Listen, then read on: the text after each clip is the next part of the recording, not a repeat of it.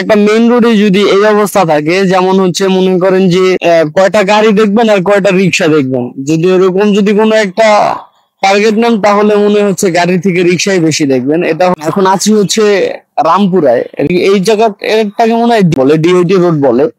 তো মনে করেন যে এই ড্রাইভার গুলো কে নেবে? আপনার সময় লস হচ্ছে, আমার সময় লস হচ্ছে। একটা মহাসড়কই বলতে গেলে বলা যায় ধরলে, কারণ হচ্ছে এটা দিয়ে সব ডিস্ট্রিক্ট গাড়িগুলো চলে। উত্তরাঞ্চলের গাড়ি বের হয় সায়দাবাদ থেকে, আবার উত্তরাঞ্চল থেকে ঢুকে। এমন একটা ব্যস্ততম সড়কে যদি হচ্ছে এত রিক্সা থাকে, ওগুলোর ড্রাইভার আসলে কে নেবে আর এগুলোকে কে থামাবে?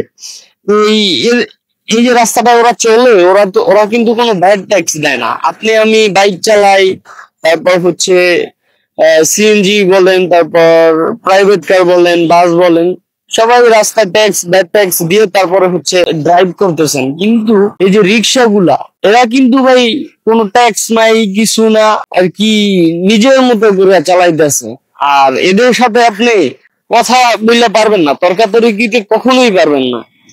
আপনি ঠিক মতো যাইতেছেন, পিছন থেকে আইসা মনে করেন আপনার ইন্ডিকেটর মেরে ভেঙে ফেলাইছে, তখন কি বলবে? ভাই আপনি ব্রেক করলেন কেন? আরে ভাই আমি ব্রেক করবো না, আমার সামনে গাড়ি, আমি ব্রেক করবো না?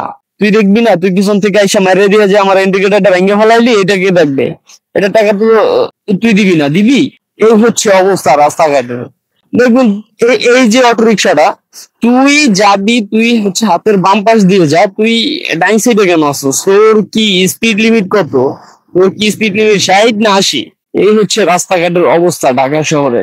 আর সকালবেলা তো কথাই নাই, আজকে শনিবার তাই একটু কম আছে। আদার্স ডেতে মনে করেন যে রিক্সার যন্ত্রণায় এই রাস্তায় হচ্ছে চলা খুবই কষ্টকর হয়ে যায়।